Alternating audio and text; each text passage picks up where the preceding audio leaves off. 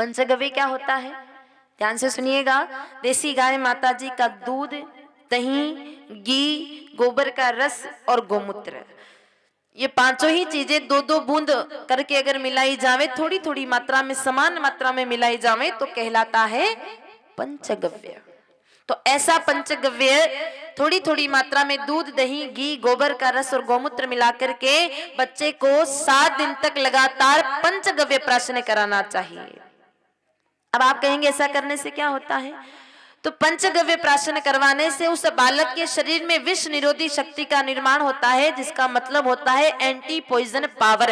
अगर आपका बच्चा आगे जाकर के गलती से जहर खा ले, गलती से खा ले, जानबूझ करके खा ले, तो कम से कम यहाँ से हॉस्पिटल ले जाने का समय तो आपको वो पंचगव्य पक्का ही दे देगा, उसकी तुरंत मृत्यु नहीं होगी। ये काम पंचगव्य करता है।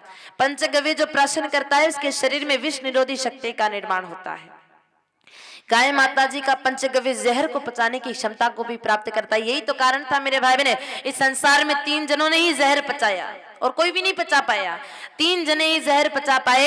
एक तो मेरे भाई बहन भगवान भोले बाबा, दूसरे थे भगवान श्री कृष्ण कन्हैया, और तीसरी थी मेरे भाई बहन कलयुग की, राजस्थान के मेवाड़ की मीराबाई साहब। इन 3 के अलावा कोई जहर नहीं बचा पाया मेरे भाई बहन। ये तीनों ही मेरे भाई बहन गौ माता जी के भक्त थे, या जो गो भक्त थे उनके भक्त थे, इस कारण से मेरे भाई बहन जहर को पचा पाए। भगवान अगर भोले बाबा की बात करें तो नंदी बाबा को सदैव सम्मुख रखते हैं, परम गो भक्त हैं मेरे भाई बहन। गो भक्ति के कारण ही वो जहर को पचा पाए, नीलकंठ कहलाए। कन्हैया ने भी मेरे भाई 2-2 बार जहर को पचाया। एक बार तो पुतना नाम की मौसी राक्षसी जब जहर पिलाने के लिए आई तो कन्हैया ने मेरे भाई ने जहर भी पिया, दूध भी पिया, पुतना के प्राण भी पिए, लेकिन उन कन्हैया का बाल भी बांका नहीं हुआ। क्यों? क्योंकि पहले ही शायद पंचगव्य प्राशन यशोदा मैया ने करवा रखा होगा, इसलिए जहर को पचा गए। और दूसरी बार जहर कब पचाया? जब कालिया नाग का दमन करने के लिए गए, उस नाग ने फुंकार लगाई, फिर भी उस जहर को पचा गए। क्यों? पंचगव्य प्राशन कर रखा था।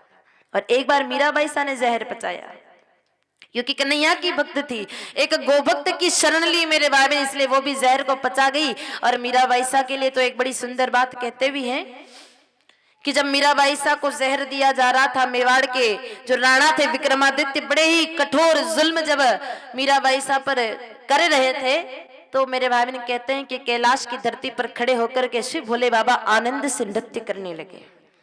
माता पार्वती जी ने पूछा, स्वामी धरती पर भोली भाली मीरा को इतना सताया जा रहा है, इतना कष्ट दिया जा रहा है, इतना परेशान किया जा रहा है, और आप है कि नाच रहे हैं, ये कोई खुशी की बात है क्या? ये तो बड़े दुख की बात है कि मीरा को कितनी तकलीफ पहुंचाई जा रही है। तो शिव भोले बाबा ने कहा, रे देवी, आपके लिए होगी कोई दुख की बात, मेरे लिए दुख की नहीं, आनंद की बात है। क्योंकि इस धरती पर जब जब भी जहर आया, सिर्फ दुनिया ने मुझे ही ला करके दिया। अब मेरा कोई पार्टनर आ गया है, अब जब भी जहर आएगा तो आधा ये पी लेगी और आधा मैं पी लूंगा। तब मेरे भाई बहन भगवान भोले बाबा भी प्रसन्न हुए, क्योंकि जहर को पचाने का काम मेरे भाई बहन कोई भक्त ही कर सकता है।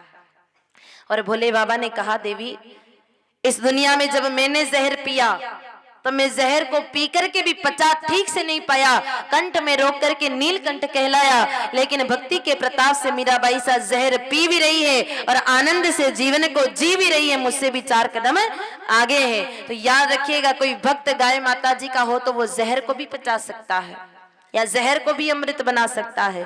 इसलिए अगर आप भी चाहते हैं कि आपके शरीर में कभी जहर का निर्माण ना हो, तो उसके लिए बच्चा जब छोटा हो तो उस बच्चे को सबसे पहले पंचगव्य प्राशन 7 दिन तक करवाना चाहिए। एक बार पुनः बता दूं, दूध, दही, घी, गोबर का रस और गोमूत्र,